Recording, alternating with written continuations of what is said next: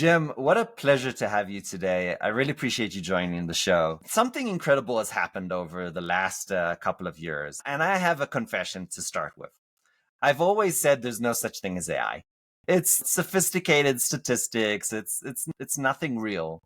But I was in shock when ChatGPT came out. And that was the first time that I said something has changed. You're doing something incredibly interesting today around generative AI. Tell us a little bit about what you're doing today. It's funny you say that, Ari. I came to much of the same shock and awe. So, by way of background, I've been a serial entrepreneur for most of my life. I've started and built over a dozen software and information technology companies over that time frame, and have seen a lot of great tech, and have had some great successes and some not so good successes.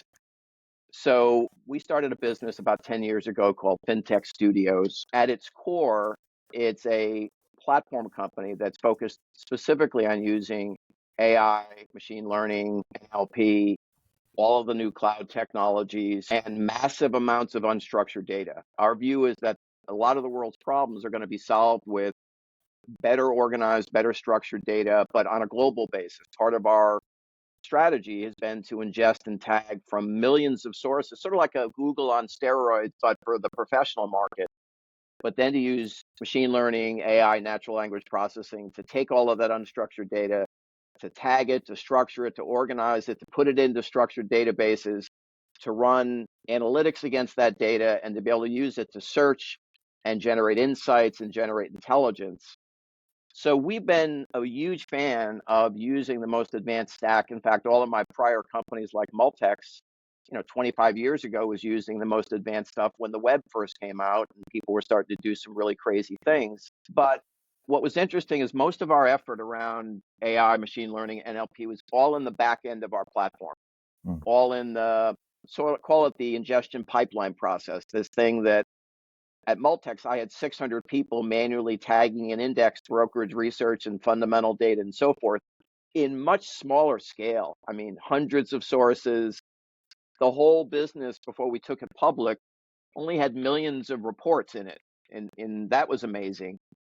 Today, we generate millions a day from millions of sources. But the other trick is languages. We've really figured out how to take languages in any language, German, French, Italian, Chinese, Korean, you name it, and not only find it, but translate it into any other language and generate insight out of it. So when ChatGPT came out, what was fascinating is we'd already built some really solid B2B market intelligence and regulatory intelligence platforms. We had a large and growing client base that today has over 800,000 users, and all of them licensed B2B users with, big clients like a Citibank or a JP Morgan or an S&P Global or an Accenture. But the products have just advanced so much and the capabilities with the advent. So fortunately, because we had this massive data moat of billions of documents over the last 10 years and trillions of data points, part of the problem, as you probably know, with large language models are hallucinations and relying on these models as sources of truth. They are not databases. Right. People's fallacy is if I ask it to give me factually correct data, either it's old information because they don't update in real time, they update annually or periodically, but B, they don't structure data in ways that you need for the sort of stuff that we do. So when ChatGPT came out, it was revolutionary in my mind because all of a sudden now you could start to, in both a structured way but a conversational way, sift through and find sort of the needle in the haystack, this insight around companies you're tracking or people you worry about or sectors or industries you care about or the portfolio that you're managing or ESG or crypto or anything that we track, because the world is changing so rapidly, no human can keep up with it all. Right. And so we've launched a product called Power Intel AI. It really is, think of, if you're familiar with products, which I love, like Perplexity and all of the ChatGPT-like equivalents from Google, like Gemini and Claude from Anthropic. They're all really cool, but they're not built for professionals. They're built really for consumers. And when you put it to the test, I think what you're going to find is there is increasingly this view that Gen AI particularly is moving even more aggressively because of the problems that you need to solve into vertical markets rather than just consumer markets, because that's frankly where most of the money is spent anyway in this. But yeah, it's revolutionary. I would put it up with the advent of PCs. When that first came out, it changed the way businesses operated. And when the web first came out with Mark Andreessen and Netscape and the first browser, right? And then online services that spawned from that and e-commerce services. And now everything is online and social media has exploded. And then the smartphone was sort of the number three in my list of revolutionary technologies that changed the world. And I would put generative AI, even in its very early raw form, into that same category. I completely agree. I want to dive into who is actually using your customer. So the it's basically a business intelligence platform. Tell us a little bit about the day-to-day of who the consumer is, who the user is, how they use it, and what is the problem that they're actually facing. Sure. So the products and services we offer cover two core areas of focus: market intelligence and regulatory intelligence. We deliver this via the web, we deliver it via full stack applications, we deliver it via integrated dashboards or widgets or APIs. So we can deliver it a variety of ways. But at the essence, people are struggling to sift through all the information to find meaningful information, both in the public web, but also within their own data stores. Finding contracts and the right policy information and figuring out what's material and what's important is increasingly difficult. So if you span across some of our clients, so for example, Accenture is a very big client of ours and a partner of ours, and they use our products mainly for regulatory risk and control and compliance, not only for their own businesses internally, and they have a number of use cases, including anti-money laundering and risk monitoring and compliance management on behalf of clients. But they're also selling it as part of a branded Accenture set of services wrapped around other technology and services they offer into major enterprises to solve the same problem that most corporations are struggling with. They can't keep up with all of the things that relate to their business, their products, their services, their competitors, and Google doesn't cut it. And Perplexity is cool, but it's not built for professionals. And so there's this big gap. And what that means is people waste enormous amounts of time looking on Google for a list of links, looking at Right. all of these things that may or may not be relevant, and they don't have specialized ways to organize it or specialized ways to analyze it. And so it's ultimately about productivity enhancement. It's ultimately about surfacing key market intelligence and regulatory intelligence in a timely and accurate way that in most cases today is done manually with teams of people, often expensive labor, or disparate systems that try to piece together these capabilities. So there's that. But then when you dig deeper, we have clients that are financial advisors that use it to track portfolios of all of their clients or look at major trends in the market. We have users in investment banking and in sell side and buy side trading and in institutional sales and in venture capital firms and private equity firms. And we have large banks who deliver our intelligence to their retail investors through mobile devices and through their applications internally. So it ranges widely, but it comes back to, who do you know that doesn't use Google every day? Because everybody is always searching for information and intelligence. And that's the other thing, is we've cracked how to bring in millions of sources across languages that at Multex I only dreamed about 25 years ago. But the cloud tech stack, and now with generative AI, I can find the 20 documents that matter to you and anything you care about, and in seconds summarize it using Gen AI and generate a digital newsletter or a set of highly targeted summarizations. And I could do it in any language, in any construct. And that has enormous implications around how people author information now. In fact, many of our users use digital newsletters because they're so time compressed.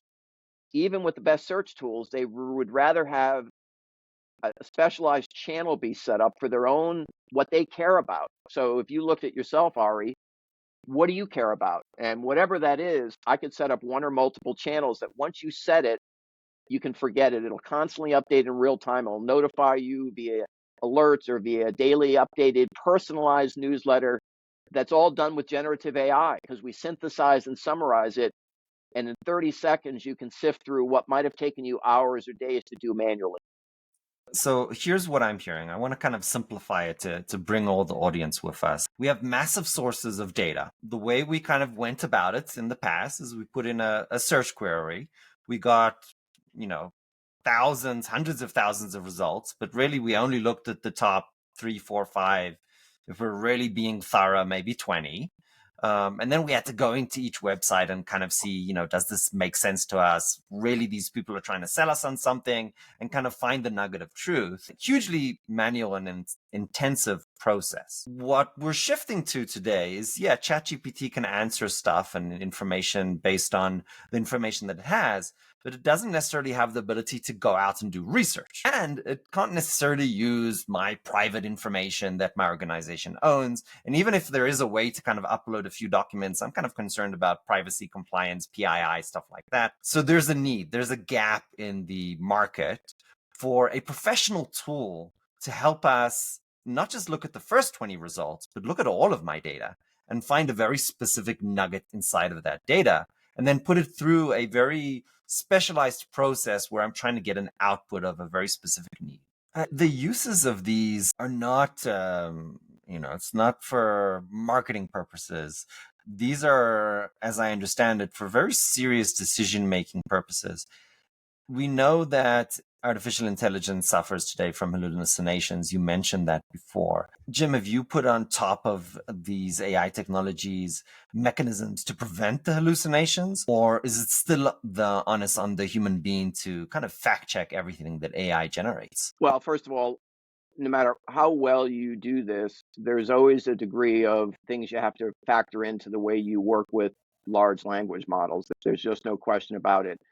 So for us, I think the important things are number one, we don't rely on these large language models for data.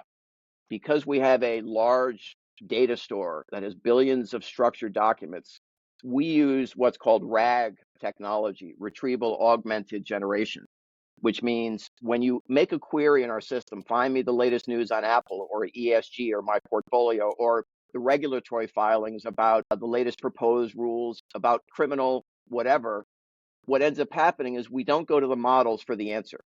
We go to our databases. We use our advanced searching and algorithms to find the most relevant documents that answer the question.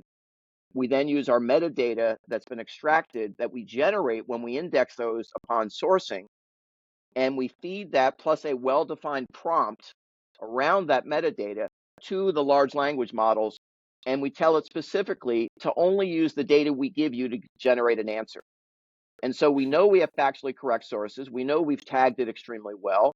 We've had years of users using this, and we have millions of queries every month of people banging away at our system. And these are pros, like you said. So if the quality of the data sucked, we'd be in trouble, right? And our business keeps growing, our user base. So while not perfect, it's amazingly accurate. It's amazingly timely. And we've solved both the timeliness issue with large language models. I mean, there was a point not too long ago where even ChatGPT was a year out of date from its last update. Right. It's not very good for timely market intelligence about you or your peers, your competitors, or whatever. Now it updates it every, I don't know, 3 to 6 months.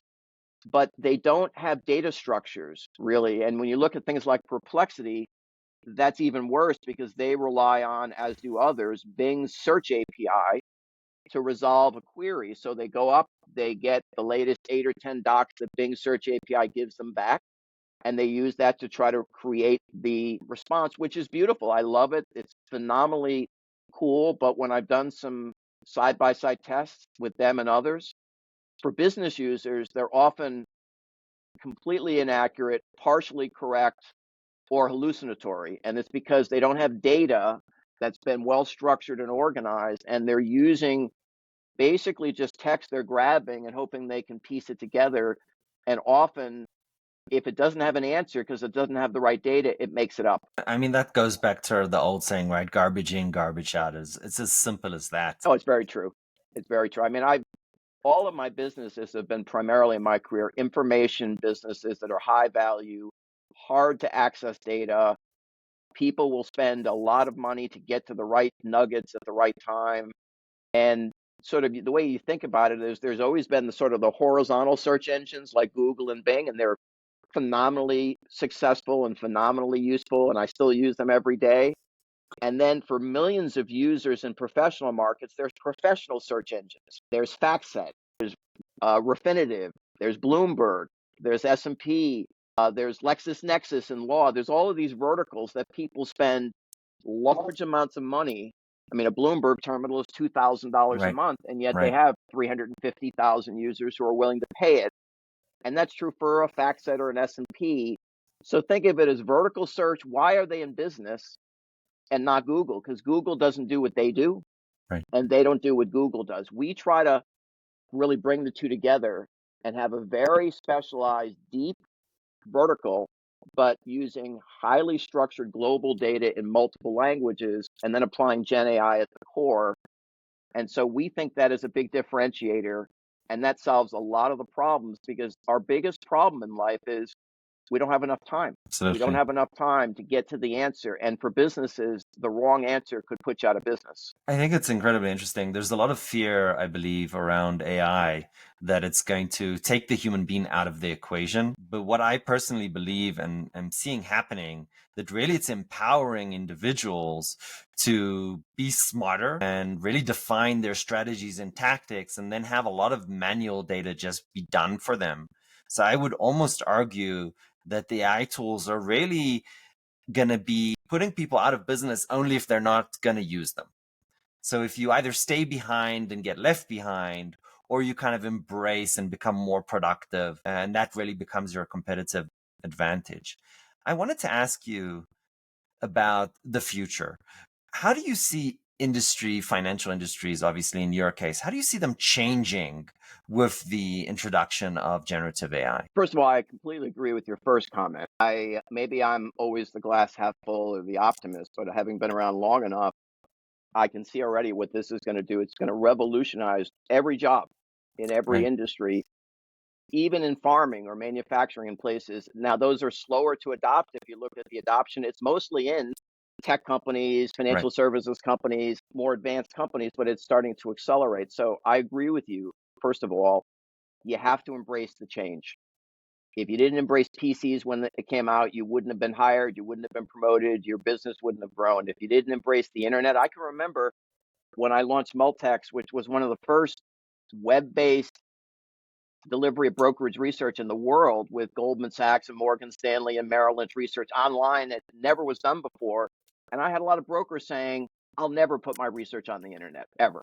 It'll never mm, work. And now all of them do it. It's their core way of delivering it. So I think you have to embrace this technology. I think it will change your job. It'll make you more productive. It's really, they're not going to take over your job, right? They're going to assist you. What I just did earlier, it would assist me in what I would have spent hours doing menial searching and trying to right. sift through 20 blue links on Google and reading every article and trying to figure out if it's even relevant. And that's after I sifted through all of the ads and sponsor links on Google. Um, so I think the future in financial services is full on adoption of AI in existing workflows so that you can start to add incremental value. And so it's true whether you're researching a company or tracking a portfolio for your clients or doing regulatory horizon scanning on what affects your bank, or checking on M&A opportunities, or checking on what's going on in the private markets or whatever. It will just allow you to do your work better, faster, more effectively. Imagine if I could output the same thing in 14 languages at once and now reach a whole nother audience in a Right. digital age without zero extra work, right? So I think it will change. I think if you don't step up, you run the risk of being antiquated, right? It's the old horse and buggy versus automobile story. At some point, if you didn't shift gears, you better find a new industry to work in, because horse and buggies were going to go away. And so jobs that are easily automated with agents and workflows and the right human guidance and support, those people will need to elevate their skills and probably be the ones to create the prompts. I think, for example, prompt engineering is a phenomenally attractive area. We put a lot of energy into it to get the prompts right, to get the outputs right, to get attribution right. It's not easy, and I don't think the average human is going to spend a lot of time writing a long prompt with a lot of stuff he doesn't quite understand. So I think it's going to be everywhere. It's already in your watches and in your phones, and you see it now in all of the new advances coming out by all of the major players. So I think it's a question of embracing it and realizing it's not going to take your job. It might make your job more valuable. It might allow you to do more, to reach more customers, to do it more productively. There's even an article I read, which I found fascinating, that with all of this technology and with three really smart people, you could build a three-person unicorn, a company worth $1 billion. Multex, I got to 1.5 billion, but it had 600 people, Mm. and we had raised 50 million of private capital and another 50 plus million of public capital, and it took 10 years, but 600 people. Only reason you can do that now is this technology.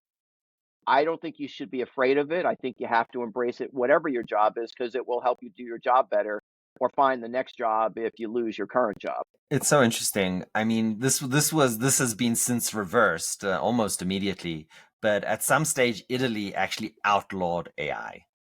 So I saw that and I was like, this is the stupidest decision ever. And they have since come back to it, and to their credit, very fast. But my question being is, what do you see the role of government? Should they just stay out of AI? Or is there a role for government to be involved here, to empower it, to regulate it? What's the risks and rewards here? It sort of speaks on a broader topic, which is really the global political environment that we're faced with now, because fortunately or unfortunately, AI in all forms, including Gen AI, including open source Gen AI, is now available not only to Western economies, but also others that aren't friendly to our economy, whether it's China or Iran or Russia or North Korea and others. And so I think as you think about this going forward, governments are already involved, like it or not. Right. There is a role to play for governments to provide guidance, to provide guidelines, to provide standards, to look out for the interest of consumers. I'm glad to see that some of this work is going on. I think in some places I sense that they're overstretching. And also I think they could be, if they're not careful, they could have a disincentive that might actually help other countries and other economic systems leapfrog us if we restrict and constrain through over-regulation a burgeoning new birth of a major industry that will change the world, right? And certainly there's concerns about everything from copyright to privacy to hallucinations. But I will tell you, when the first PC came out, they sucked. They were terrible. But at the time, they seemed magical. But you look at them now and they're like, Right. Black and white, no memory, no disk, slow, no online. And it's true with everything. The first Windows operating system was terrible and buggy, and it took years for apps to come and work. But you could see the promise of it. Same with the first browser. You could see the promise of it. This one, governments need to be involved. I think it's important that they work with both major players in the industry. And my other concern is because the big are getting so much bigger, because the capital is now dimensionally so much greater, like OpenAI just raised 6.5, $7 billion on a $150 billion valuation, is we got to make sure the little guy, the startup, the entrepreneur, the small business operator still has a place in this market and can't be overregulated to death, or the bar and the standards, which they started with, I think, 5 major foundational models, and then there's some that want to push it to anybody doing it, in which case, so I think you want to be careful with it, but I do think we need some level of government oversight. I think we need to coordinate with our allies across the globe around, because if you have different standards in every market, it's chaos for companies. And Right. that's more cost, more regulation, more oversight, and less innovation or investing in the things that will actually help consumers. I think that's such an incredibly important point that you're making, because we kind of think that, government, they add this regulation. Oh, that's protecting us. That's going to help us. But in some cases that is true. But in other cases, what that really does is protect the incumbents, because Totally. the incumbents have that money, they have the ability to comply. So what you're really doing is you're preventing new entrants, you're preventing entrepreneurs, you're really preventing innovation. And by preventing innovation, really you're preventing competitors, and thus you're preventing bringing down prices and commoditizing services. So in many And ways, I then think, and then they complain about these big oligarch, either monopoly right, structures or massive companies that they then want to break apart that they effectively help create help build. Yes, by creating regulatory costs and efforts that are so oppressive that you need so much capital to comply or certain staff to deal with it, or the big players that have enormous capital and are throwing more at it every day, they're able to get past that piece and keep advancing, whereas smaller firms won't even get to the starting line. that's right. That's right. You know, a great example of this is the compliance, which you're deeply knowledgeable about as well. Just to get one of these more, let's say, standard compliance standards, SOC 2, ISO 2701, even GDPR, you can spend minimum of 6 to 9 months on getting that done. And you're spending hundreds of thousands of dollars to do that, which I don't know many startups, right? To, a guy and a girl and a dog in a garage that can do that. It truly is a barrier to entrance. One of So the that's a, reasons, by the way, our regulatory and risk business is growing is exactly for that reason. The number of laws and rules and proposals and amendments and all these things are exploding, and every business, including the small ones, can't keep up with it. right, And so it is a big problem. And if you can automate some of that, that helps. But I think you got to be very careful on both a local, by the way, this isn't just at a national level. States have their own laws and rules and guidelines. And you right, saw California was trying to enact some recent laws that the governor didn't approve, that there was a lot of resistance from technology companies as to the impact, negative impact that that would have had. And if California, which is usually a leader in new forms of consumer protections and ESG and climate right. related stuff, starts getting into this aspect, having been the birthplace of most of the AI and stuff, which also is sort of weird. Where do you think that would go with other states? Other states would follow California, and all of a sudden you'd have a much different regulatory climate at the state level. And so Right. now you'd have to And we've be seen that concerned happen, right? about state by state differences, that Yeah, how can a small firm possibly, particularly an online firm that does business anywhere in the world, now have to figure out all the things that might be happening at the federal level, at the regional level, like EMEA or Europe as a group of countries, or now at even the state level, or even at a local level. that's right. And we've seen that exact description play out with GDPR. GDPR started up in Europe, California adopted it, and then now we have 11 additional states which have adopted either the California standard or a version of it. So we're seeing that exactly play out and creating these barriers to entry for the little people.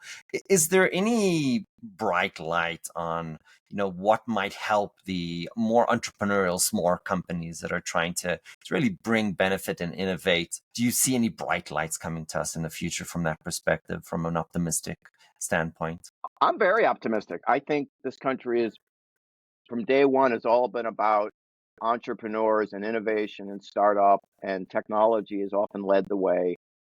I think this country is the world leader in almost every technology. I would hope, and honestly, we bring manufacturing back to this country, and not only for job employment and all those things, but it builds infrastructure and skill sets that can be redeployed for a lot of these new age things. I think the reason I brought up the three-person unicorn, I think the right people with the right tools can build anything today. And because they move, the reason we're successful is we move faster than almost everybody. We're innovative constantly. When ChatGPT came out, we were on it the next day. When the 4.0 model came out, we had it in production the next day. Most of our clients didn't even know it existed, had no clue how to do it, and would be trying to do this months or years down the road. And the problem is things are moving too quickly. And that's the other reason is, while there's a lot of money out there, both in the venture community, right now the markets are a little fickle, but that will Yeah, change. I've been in these markets for 40 years, and there will be another day when, for the right reasons, more of the private capital flows into more and more startups. Plus, I think you're seeing this explosion of secondary markets, right? The IPO markets are struggling, but there are private markets and secondary markets. The reason I bring all that up is you need capital formation. You need to raise capital, but with technology today, you don't need to raise 10 or 20 million to start. That's right. Perplexity started with a few guys in a lab that had a lot of good ideas, and they built a prototype, and within a year they raised $27 million, right? So it's still doable. I think there's a lot of hope. I think the regulatory issue works itself out. Or like with me, you build a business around knowing that regulations will keep growing and expanding and trying to solve, because there's tons of problems just in that area that you could focus on. But I would also say we're in a global world that everybody will be doing this. Gen AI will be everywhere. And all you need to do is have a sliver. Think of it as a very thin slice of a vertical that you're just really good at. And you've built the right data and people and products.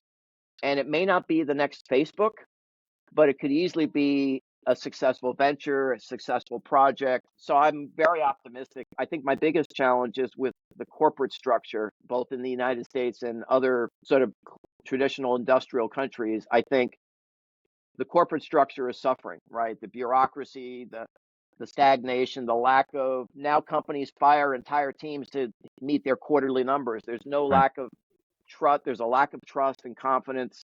And so the best people really don't want to work in corporate structures of any consequence, which further puts the opportunity into startups, right? If they're firing people, you'll find often in recessions, when people are letting people go, that's when many of the biggest startups were formed, because the best and brightest went off and started their own businesses, often to compete with the companies that fired them. I would argue that to a certain degree, recessions are a great time for companies to invest. You know, the cost of labor goes down. You have basically the opportunity to grow and then kind of come out with a bang once the recession is over. So in some ways, it's even an opportunity if you adjust accordingly. Jim, Absolutely. I want to ask you a difficult question. What piece of advice would you give 20-year-old Jim? What piece of advice would I give 20-year-old Jim? So when I look back at 20-year-old Jim, I was just in the process of starting my first software company as a senior at RPI, which is a technology and engineering school in Troy, New York. And I had done some co-op assignments because I was struggling to figure out what the Jim of the future was going to be. And I originally went into school as a chemical engineer and did some co-op assignments, and I realized I hated engineering, but I loved computers. So when I came back, I changed my major to a technology management, computer science minor major. And so I guess the thing I said to myself was, you have nothing to lose by starting your own company at 20, because you can always go and get another job. And so if I look back at it now and say, what would I tell myself now that I didn't tell myself then? One would be, don't work 120-hour weeks. I wasn't married, no kids, I had girlfriends, but I was working 7 days a week, 12, 15 hours a day, to the point of obsession. And I would say now that's maniac. There's a life balance that you have to think about. I would have also said focus. 20% of what you're doing is going to generate 80% of the results. And so now I'm very big into focus, focus, focus, right? And everything else you can't deal with. Even in scale, even as a big company, you need to focus, because markets are moving fast, technology is moving fast, the culture, everything's moving quickly and with degrees of uncertainty. And then be flexible. I would say early on, you think you're smart, but you realize now you were pretty stupid, you were pretty naive, but you were aggressive, you were motivated, excited. I mean, I started at the time Bill Gates was starting Microsoft and so forth. So I was like, this is going to be the biggest. I really believe this was going to be, and it ended up being the biggest revolution known to man. But I also would say raise more capital, because as a 21-year-old, I raised $1.5 million, which got the business off the ground, got us into some products and services and revenues. But ultimately, when we started competing, when software started being distributed more than just in brown paper bags in a little computer store, but with big ad campaigns and marketing, without the capital. And so again, those would be some of the lessons and things I would say to the Jim of 20. I appreciate that. With your permission, I'll add some of my own experience. Also, a serial entrepreneur, I'll say one thing: the companies that have failed, even in failure, I have learned 10x more than I would have learned in failing than I did in a year, let's say, of corporate America. So if you're a 20-year-old youngster doing your own thing, you will learn so much that even if you fail and you decide to take a job a year or two later, you have so much experience that will be valuable for the corporate environment, that would be, I would say, 10x, 20x more valuable than anything else. So I would It's funny you say definitely, that. It's funny you say that. That's exactly what I said to myself at the time. I got nothing to lose. that's right. I'm going to be more valuable if I gain all of this experience. And I will tell you, those 100-hour weeks for 3 or 4 years, I gained 20 years of what I would have experienced in corporate America in 3 or 4 years. And I Yeah, went on to start another one, and so forth. So, yeah, I had nothing to lose, everything to gain. And that first company, Mirror Images Software, did not succeed. After I left, a year and a half later, it went out of business. But the experience I gained, the lessons I learned, was so much more valuable than if that's I'd right. taken a corporate job at IBM or GE or someplace, working in some junior position. So you're absolutely right. So I see that as really a way to think about what are your risks versus your rewards. You got nothing to lose, and nobody's not going to hire you if you came from a good school because you spent a year or two starting your business. Right. They would think that's actually a good thing and probably hire you in a more advanced position. I completely agree. I would echo that.